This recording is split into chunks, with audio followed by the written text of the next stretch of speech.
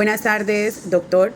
El día de hoy vamos a presentar nuestra actividad evaluativa del eje número 2, en donde es un análisis de los principios del derecho procesal, en donde se va a hacer aplicación a un caso en concreto, un caso que se estudió, un caso que fue consultado en la norma, y pues mi grupo de participantes está conformado por Jimena Salazar, Leonardo Santos y quien les habla, Karen Linares. Somos estudiantes de tercer semestre de Derecho Virtual de la Universidad del Área Andina. Iniciaremos entonces dando nuestro pequeño resumen del caso, el cual fue Juan, un joven que fue acusado de un hurto simple en la tienda de su barrio, ¿sí? Y denunciado por el propietario de la tienda ante la policía. Los propietarios entregaron un video a la fiscalía en donde se evidenciaba muy borrosamente las imágenes de la cámara de video. Asimismo, la fiscalía cuenta con un testigo ocular, que es la señora María, quien asegura que fue Juan el ladrón. El día de la audiencia, David, el abogado de Juan, le es imposible comunicarse con su cliente antes de la audiencia. Y adicional a esto, la fiscalía negó el acceso a la evidencia que ellos manifiestan tener en contra de Juan para que esta misma haya sido valorada por el abogado defensor. En el transcurso de la audiencia se evidenció claramente que el juez ha interrumpido en muchas oportunidades al abogado defensor, demostrando un sesgo entre la fiscalía y limitando las objeciones y los argumentos que presenta la defensa. Sin embargo, la fiscalía presenta su evidencia, el cual es el video en donde presuntamente está Juan el acusado en el momento del robo. Pero como ya se había dicho, la imagen de dicho video es distorsionada y no es clara en identificar el autor del robo. Finalmente, la autenticidad del video ha sido cuestionada y el abogado defensor no ha tenido la oportunidad de impugnar su autenticidad, ya que el juez no se lo ha permitido durante la audiencia y la fiscalía tampoco ha querido entregar la evidencia al abogado defensor para que éste sea analizada. Y es acá en donde entramos a hacer nuestro análisis de nuestro caso en concreto, de nuestro caso real. Entonces decimos que una de las preguntas son cuáles son los principios del derecho procesal que se han visto violados en este caso. Entonces nosotros decimos que iniciamos con el principio de la defensa y contradicción, puesto que durante la audiencia se evidenció que el juez interrumpió muchísimas veces a nuestro abogado defensor y así limitándolo poder hacer una buena defensa para el abogado, poder esclarecer o demostrar que Juan no era el autor del robo. También estamos hablando del principio de igualdad procesal. Al ver que el juez no tiene esa imparcialidad que debería tener, al ver que no le está dando las garantías a las dos partes, solamente se ve el sesgo que tiene entre la fiscalía y al no dejar que se haga una buena impugnación de evidencias como se demostró durante la audiencia. También entramos a hablar del principio de la imparcialidad del juez, que ya lo habíamos tocado. El juez debe ser un juez imparcial, debe ser un juez muy apegado a la norma, dándole oportunidades a las partes, no solamente a una. Y hablamos del principio de publicidad y transparencia. ¿Por qué el principio de transparencia? Porque si bien no se puede impugnar esa evidencia, esto quiere decir que la evidencia no está clara, no hay transparencia, no pone en duda el proceso, pone en duda las etapas del proceso. Seguidamente nos cuestionamos entonces cómo se hubiese podido aplicar de manera correcta estos principios para haber obtenido un juicio justo. Para que lo anterior se garantizara, los principios se debieron aplicar de la siguiente manera. El derecho a la defensa y contradicción. El abogado defensor debía tener acceso a la evidencia con muchísima antelación para poder ser valorada y asimismo también preparar su discurso de defensa. Adicional a esto, él debía poder comunicarse con su cliente antes de y claramente tener la oportunidad de impugnar la evidencia, de hacer la contradicción en el momento adecuado durante la audiencia. Hablamos también del principio de la igualdad de las partes.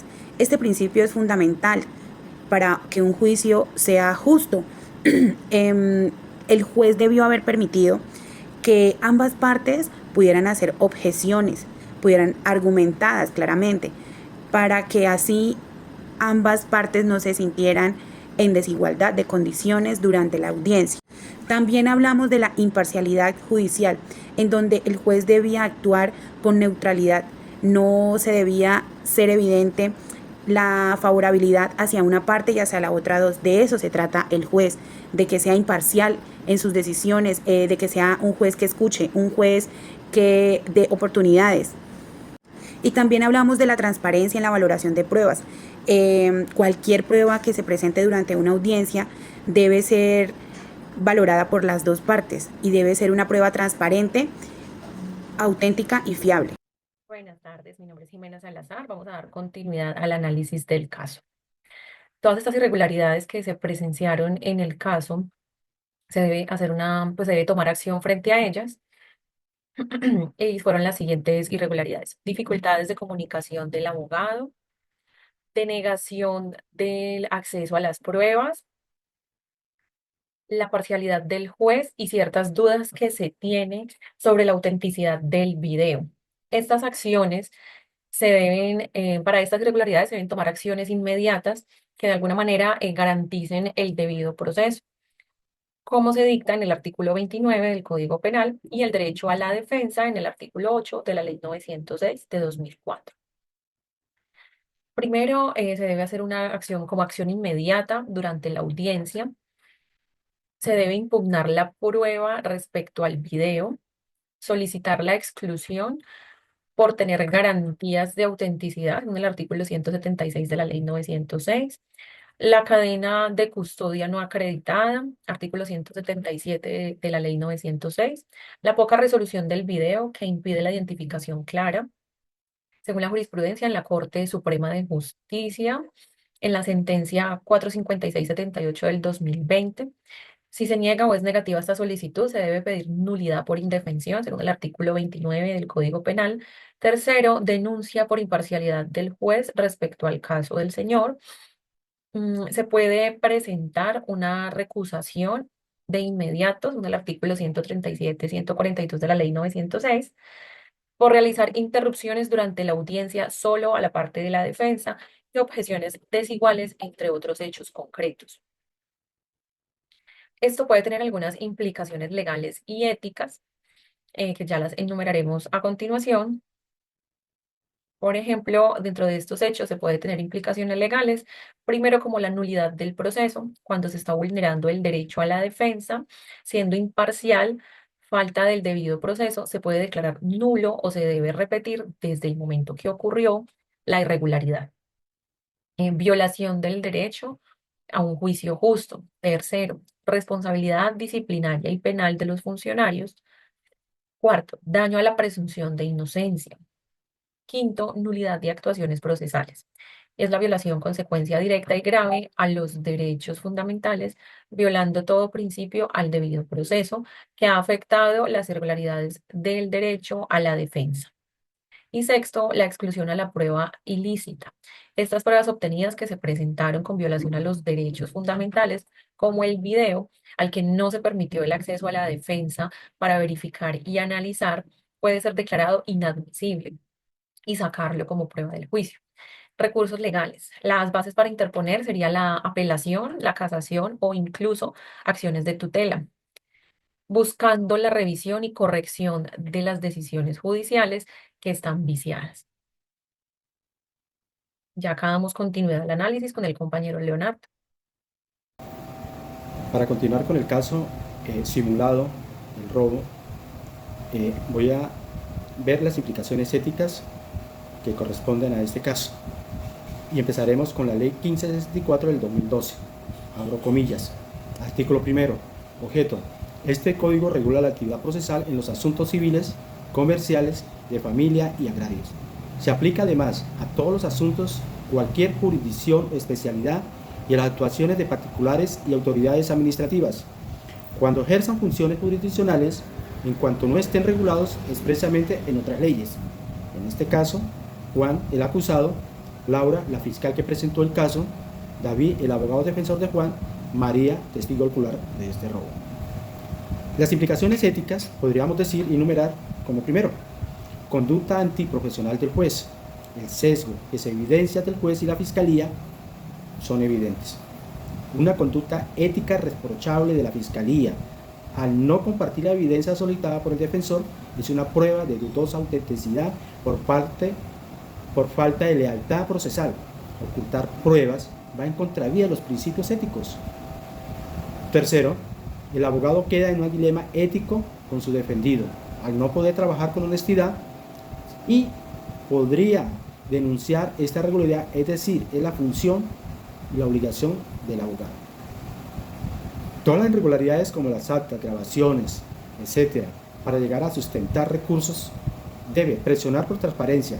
Si el juez no corrige el sesgo, escolar a tribunales superiores. Al realizar estas acciones, podríamos asegurar un proceso justo conforme a la ley colombiana. Hay aspectos importantes éticos que hay que tener en cuenta. La irregularidad y qué acciones podríamos tener referente a esas irregularidades. Primero, negación de acceso a las pruebas. Exigir entrega de evidencias. Solicitar nulidad por indefensión, según el artículo 29 del CP, que dice, el debido proceso se aplicará a toda clase de actuaciones judiciales y administrativas. Sesgos del juez. Presentar recusación o impedimento, apelar, denunciar disciplinariamente. Videos sin autenticidad, impugnar su admisibilidad, pedir un peritaje, solicitar exclusión, según el artículo 176 y 177. Falta de comunicación de defensa, alegar violación al derecho de defensa, el artículo 118 de la ley 906. Vamos a hacer una conclusión respecto a la ética en el caso de Juan y su defendido. Primero, actuar en audiencia, dentro de la audiencia de actuar, impugnar pruebas, recusar al juez y exigir acceso a la evidencia. Segundo, recurrir a instancias superiores, apelar, solicitar nulidad si persisten irregularidades. Tercero, usar jurisprudencia, respaldar la petición con la fallo de la Corte Constitucional y Suprema. Hay unas vulneraciones éticas argumentadas en la ley y la jurisprudencia. Los principios de igualdad procesal que dice artículo 4 del Código de Procedimiento Penal, ley 906 del 2004, establece que es obligación de los servidores judiciales hacer efectiva la igualdad de los intervinientes en el desarrollo de la actuación procesal.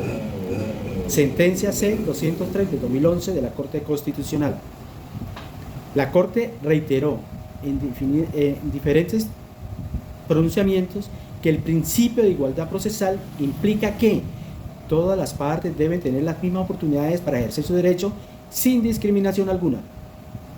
Violación del caso que podemos ver y ético de este caso simulado, el juez ha demostrado un sesgo evidente hacia la fiscalía,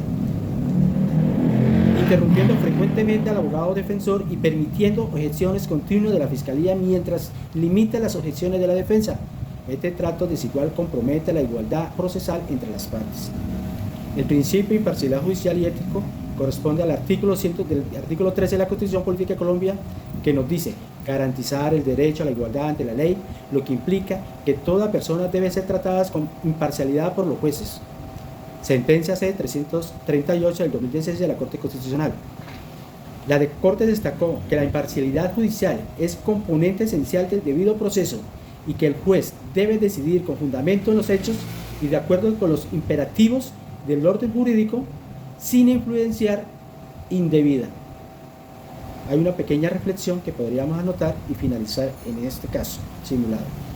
El derecho procesal en Colombia debe entenderse no solo como un conjunto de normas que regulan el desarrollo de los procesos judiciales, sino como un verdadero sistema de garantías que protege los derechos fundamentales de las personas frente al poder del Estado y entre particulares. Aunque la Constitución de 1991 introdujo avances significativos en cuanto a la protección de los derechos y la centralidad del ciudadano en el sistema jurídico, persisten estructuras que limitan la efectividad del derecho procesal como sistema de garantía. Entre ellos se encuentra la congestión judicial, la desigualdad en el acceso a la justicia, la falta de capacitación constante de los operadores jurídicos y, en algunos casos, el uso de procesos como herramienta de dilatación o abusos. Finalmente, llegamos a una conclusión final que podemos decir que el derecho procesal puede ser como es el instrumento que tenemos los ciudadanos para hacer valer y respetar nuestros derechos. No solo aquellos que dependen directamente del Estado, sino que también se adquieren con los particulares frente al Estado. Gracias.